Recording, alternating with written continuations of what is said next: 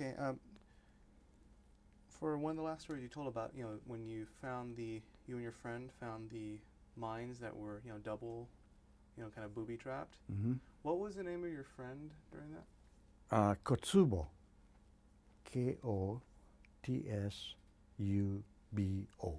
Seichi. He was a big fella. So what was he like? Oh, he was a quiet gentleman, a nice person. I guess good people will go first. Hmm. So, but yeah, it's pitiful to see, right in front of you, he took everything. Instead of saving me some, he took everything. So then he was the same, friend who was with you when the bouncing Mimi went off? Who, the other guy? Kotsubo, Yeah. was he one of the men who were with you when those three Germans? Oh, yeah, he was in front of me. Yeah. That's why he took all the shells, yeah. And who was the other guy you were with, the one that you brought I back? forgot his name. I can't remember his name. Because he wasn't very active, after the war. I forgot his name. Okay. Now in Camp Shelby, what was it like when you weren't training? What kind of things did you guys do to, pass the time or even lighten things up? Well, usually Saturdays, Sundays, play poker, go down to what they call that, the store, and drink some beer, eat some food down there because you get tired of that cooking. Or go to town and eat some chicken. So that's about the extent of things. So what was it like when you went into town? Uh, you mean Mississippi, Mm-hmm. Camp Shelby, Mississippi? It was okay. No problem, not that much problem. Only problem that we confronted was with these bus drivers, because we didn't know that discriminations existed to this extent, where the blacks only allowed in the last seat. So, and when the bus is full, you know, that's only 4 to 6 people can sit in that seat. So we sit in the seat sometime when we're in town, and the driver says, if you don't get out of this back seat, that's reserved for the blacks. Then I'll have to call the police, or I'm not going to move. So one of my buddies, big guy, Hawaii guy, grabbed the driver by the shirt, push him to the seat. You drive, I'm going to punch you in the face. Yeah, he stopped the bus and moved on. So we got along pretty good with the blacks. Yeah. So what was the name of your friend who did that? Ben Ono. Ben Ono, he was a big sucker, He was big, played football. Yeah. So other than that, how did the townspeople treat you when you Oh, went the into town? townspeople were pretty good. Yeah. Yeah. Except the soldiers.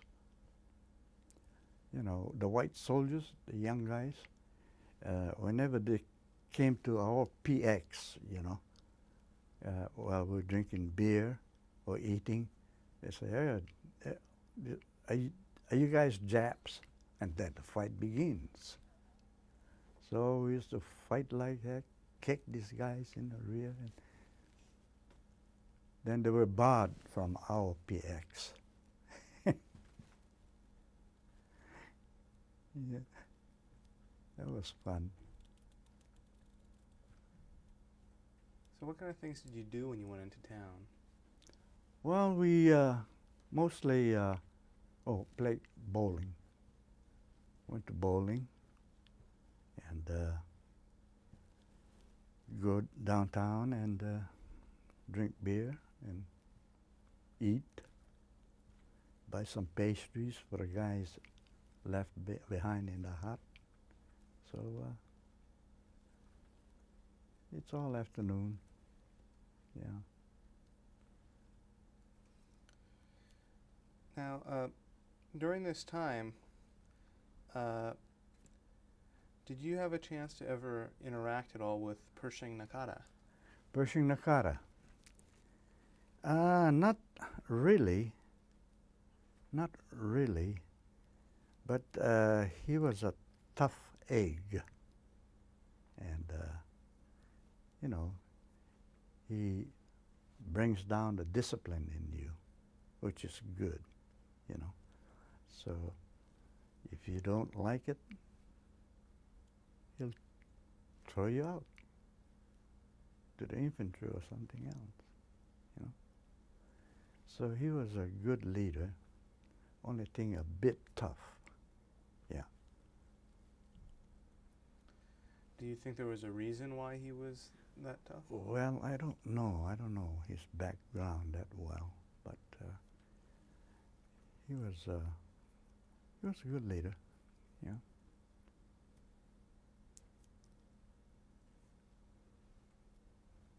Okay. So when you finally left Camp Shelby, where did you go? When we left Camp Shelby, well, we were on our way to Boston to get on a Liberty ship to be shipped over to Italy. And it took us 30 days to get there.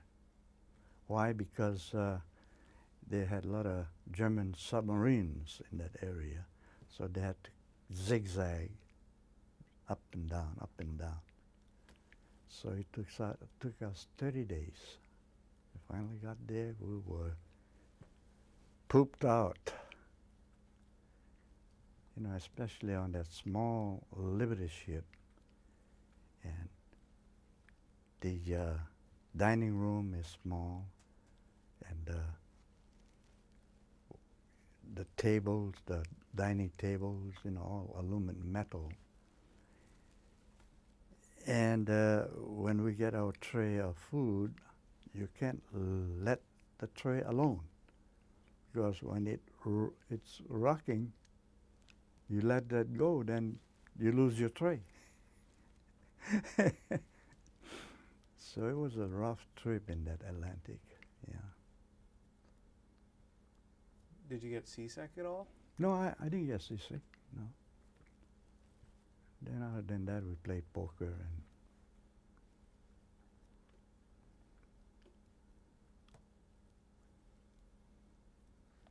So how were the sleeping arrangements? oh, it was terrible. There were 3 deckers, I believe. And then these are all woman-built Liberty ships. So it wasn't built sufficiently. And usually the top level, the very top berth, gives out, and then he comes tumbling down. The third, So at the end, people don't sleep on the third bunk. They sleep on the floor.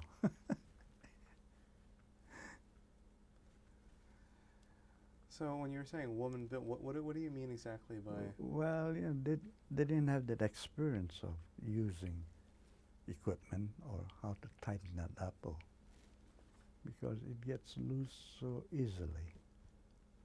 Or maybe they forgot to tie that knot. And how was the food? The food was terrible. For 30 days, it was terrible. No. So I've heard from some of the other vets when they talked about like they would like sometimes just keep onions and all kinds of things just around. I mean, what kind of things did you guys, keep around just to eat? Because I heard the other food was so bad. No, we didn't. We didn't have any extra things. No, maybe bread. That's about it. But other than that, no. Okay. So when you finally, 30 days after being at sea, when you hit land, what was that like? Oh, it was heaven. Can hardly walk, you know. And the legs weren't strong enough because you can't exercise. The ship is so small. So when you get off the ship with your bags and everything, wow. Every 10, 15 steps you'll have to rest until you get hold of your leg. Yeah. So where did you arrive when you guys? Oh, we arrived in Naples. Naples, yeah. So what was that place like when you got there? And Oh, what did well, you see? there were a lot of sunken ships in the piers, you know. And we had to walk a few miles to get to our staging area. And that was something. Yeah. So what kind of things did you see along the way when you were walking there? Oh, nothing spectacular. Nothing but Italians.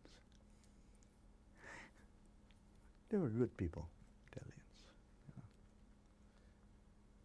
So from there, where did you go after the staging area? Naples, from Naples. Well, we got together as a unit and went to the first fighting area. I think was Civitavecchia, something like that. After the Arno River, yeah, that's when we joined the 100 and went forward. So what was it like when you guys joined the 100th? Well, we don't exactly know why or because we weren't infantry people, and they were the first battalion of the regiment, so they took a dirty beating. Yeah, they lost a lot of men in the meantime. One battle. That's the battle when they up in the hills, the mountain. There was that church, and the Germans were all in that area, shooting down on the 100. That's where a lot of got killed.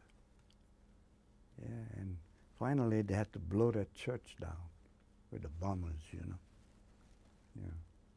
Instead of doing it before going up that Anzio.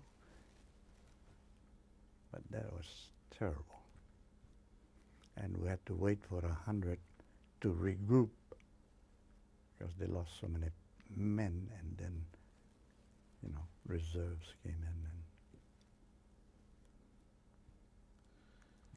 So when you were in Naples,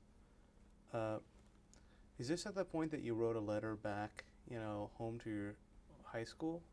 Or was that another part of Italy? oh, no, that was much later on. Yeah, yeah, much later. So once you guys, had been formed and were there, and once they, filled in the ranks in terms of the 100th, then what kind of things did you do next? Well, we went forward up all the way up to Rome, and had some infantry had some tough fighting on the way up. Yeah. Nothing but battles right through. So, I guess then I'll ask you now about is, I know in your your memoirs that you have, you mentioned your first day in combat. Mm-hmm. Would you like to talk about that? My first day in combat. Yeah, first day at the front. I seem to recall it said in there you talked about your first day on the front, and there was an incident with the truck. Oh. Yeah, we were going up forward, and these Italian roads were all dirt roads, and so there were nothing but dust with all these trucks going, and we were in a truck going north, going up towards the battleground, and our driver couldn't see up, immediate front, so he went on the side of the road, and the truck turned over, capsized, and we were all pinned under the truck. Fortunately, we had these duffel bags all mounted just back of that cabin. So only one guy got seriously hurt, but other than that, we all got scratches, and so one day of medical attention and forward again. And so who were some of the guys you were with at that time? It's our squad. Mm-hmm. Yeah. Yeah. Like, who was in your squad at the time? Well, we had about 14, 15 men in our squad, and the names, well, I can give you a few. George Asuka, Kaz Kiyomura,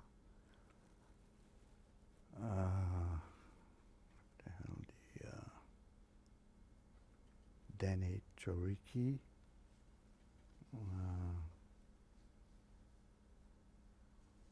Ben Ono,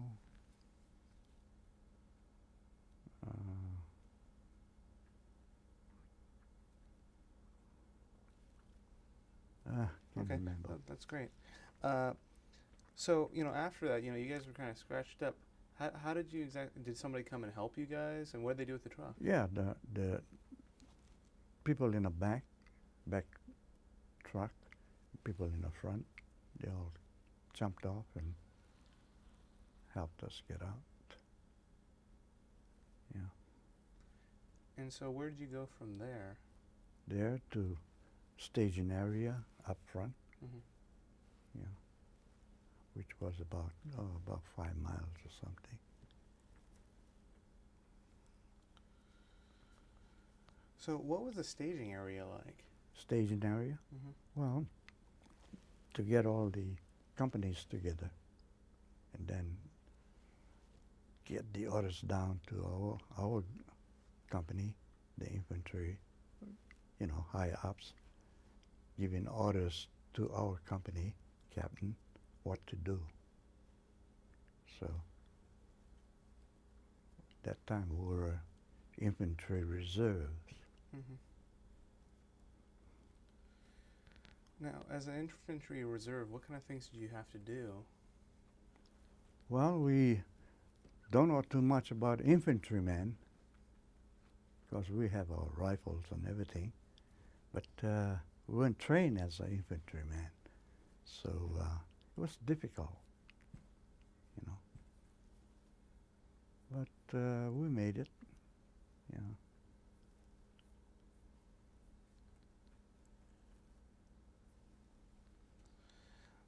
Now, this is all during the Rome-Arno campaign, right?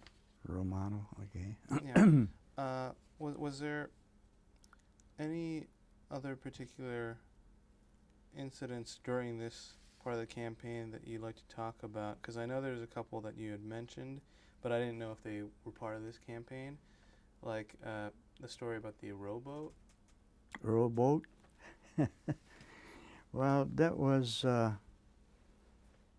after the Rome Arno campaign. Then we went further north to Lake Como. It's a beautiful, huge lake. And we had our R&R there. So 3 of us went to this boat rental place and rented a boat, old motorboat. So we took our beer and was going to this island in the center of this lake, which is almost 2 miles. So in the meantime, I wanted a beer, so I reached for the beer, let my handle off, and opened the beer and tried to look for my motor. The motor was gone. Went off the boat and sank. Yeah, only thing we did was tie the screws on both ends and forgot to tie a rope around it.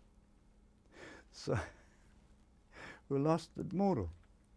Oh, heck, it was over a mile, I think. And then these 2 other guys cussing me out. He said, what the heck we gonna do now? I said, well, you guys swim back. I'll row with one hand. So we took chance, right, several paddles and changed to the left. Oh, it took us forever to get to shore. And we gave the owner $10 for the motor. Oh, he was cussing us out. So, who were your friends who went with you? Oh, they're dead now, man. George Asuka and Masatoshi Matong Aratani. And so going back to the Rome Arno campaign, what was that like? I mean, what were some of the more memorable moments of it? Yeah, I think going up to Rome, I think we swept a few areas, mines, and it was rapid because the infantry, was chasing the Germans so fast that it was so rapid going to Rome. But they stopped us, the 442, from going to Rome, and let all the tanks and the white soldiers enter Rome first, while we were there first. So that really got us angry. But that's that's unfair, but it happened. Can you think of any reasons why they would do that? Well, this general they call Dahlquist, he wants up front, he wants our group always up front, the top of the front. Now when you take, entering Rome, no, they let his troop go in first. You Buddha heads wait. That's his idea. So during this campaign, was this the first time you actually, went out to go minesweep and remove mines? Oh no, there were several other areas that we swept. So what was it like the first time when you went out there and you knew that, there were unfriendlies, like the Germans out there? like possibly even waiting for you or watching you? Well, you know, the Germans were smart. A small group of us sweeping mines, and we had securities up front. They won't shoot us. They let us alone until the road is clear. Then they wait for the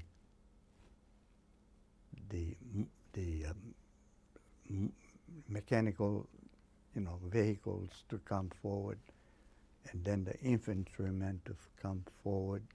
Then they start shooting. The small group of engineers, they never hardly shot at us. So we were fortunate. They were waiting for the big group to come forward. So was this something they did very often? Yeah, we did several times, yeah. So what kind of things did you guys do to prepare, knowing that once you cleared it, you're probably going to be like fair game for them? Well, when we prepare, looking for mines and everything, after that, then we have to go back to our area, our company, until other notices are given us. So, So I guess, going back to like, the beginning of the process, you get a notice that you guys have to go out. Now, how did that work? Did you go with the rest of the, right in front of the infantry? Were they like right with you, or did you have to go out really far ahead?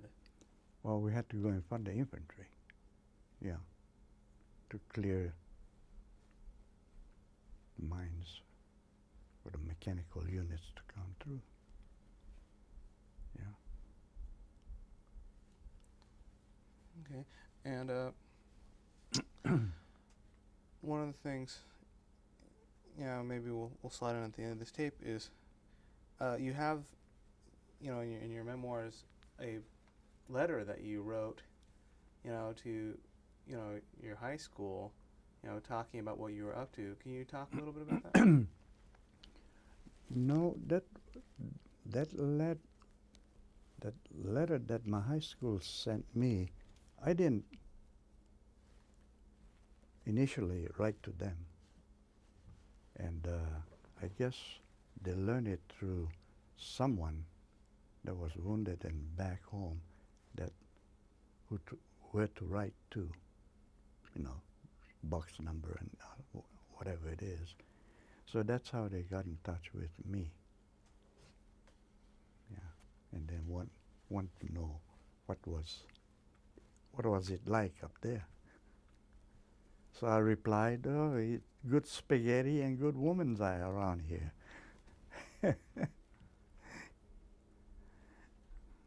So did you have much opportunity to actually try the spaghetti and the other Italian foods? Yeah, not very much, but see, because during the war they didn't have too much ingredients, so it wasn't as good as after the war or before the war.